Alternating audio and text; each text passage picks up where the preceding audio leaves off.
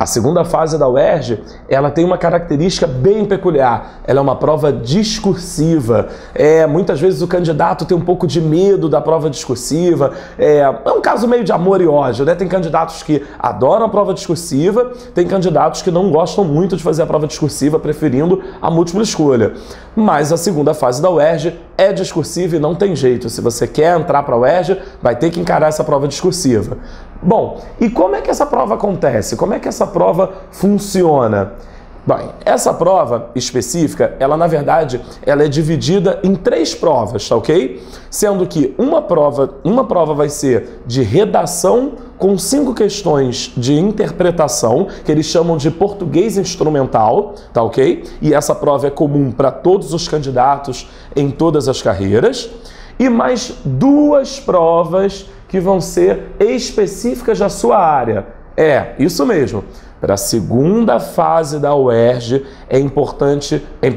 você já vai ter que definir qual carreira você vai seguir para a UERJ. Você vai fazer a sua inscrição para a segunda fase e lá no ato da inscrição já vai ter que definir se você vai tentar engenharia, medicina, odonto, enfermagem, nutrição, entre vários cursos, várias carreiras que existem lá na UERJ. E aí, de acordo com a sua área, de acordo com a sua carreira, você vai fazer 2 provas específicas além da redação e do português instrumental. Essas provas específicas, elas vão ter pesos diferentes. Como assim pesos diferentes, Daniel?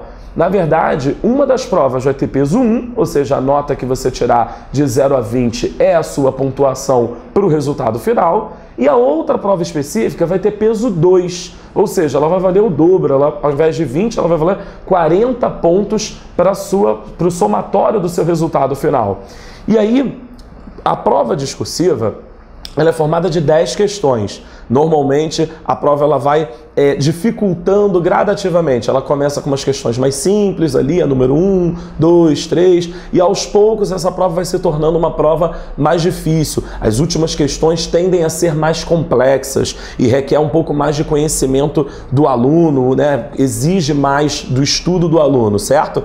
Bom, e já entendi legal como é que são as provas, bacana, mas como me preparar para fazer uma prova discursiva?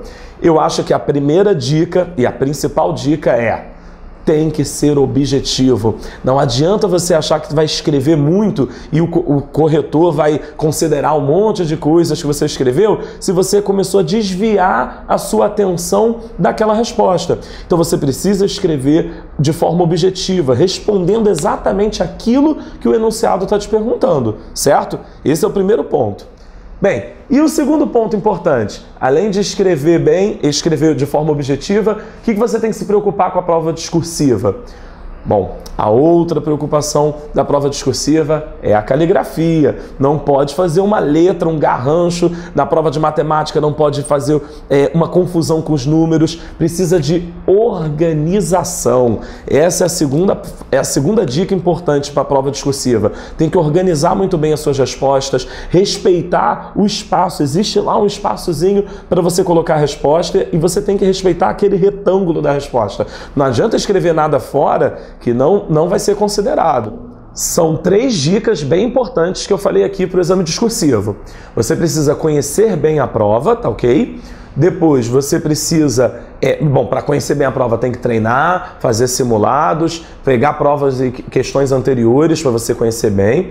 Tem que ser objetivo, então tem que responder de forma objetiva, explicando exatamente aquilo que a banca está querendo de você, aquilo que a questão está te perguntando, não adianta ficar escrevendo nada a mais. E organização, precisa organizar bem a sua resposta, colocar a resposta dentro do retângulo, dentro do quadradinho lá que é destinado à resposta, de forma bem organizada para que a banca consiga entender, certo?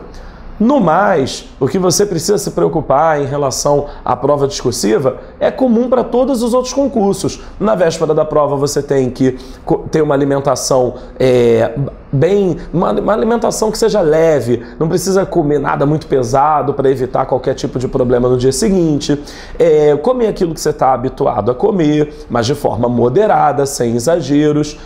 Você deve descansar, isso é muito importante, não adianta você estudar demais na véspera da prova, tem que manter a calma, descansar um pouquinho, não adianta estudar um monte de coisa difícil, complicada, porque na véspera da prova você não vai aprender nada a mais. Então essas dicas que valem para todos os tipos de prova também é importante para o segundo exame da UERJ. No mais, você tem que manter calma e ir confiante naquilo que você estudou. Se você confia no seu trabalho, se você estudou, fez tudo que tinha para fazer, é só chegar lá agora e fazer uma ótima prova, tá ok? Bom, a gente se encontra então em outros vídeos, seja aqui na internet ou em outras formas, mas a gente vai sempre estar por aí. Aproveite as dicas, explore ao máximo tudo que você tem de recurso para você estudar e confie na sua aprovação. Isso é importante demais, porque se você não confiar, acaba não dando certo. Então confie na sua aprovação e continue estudando.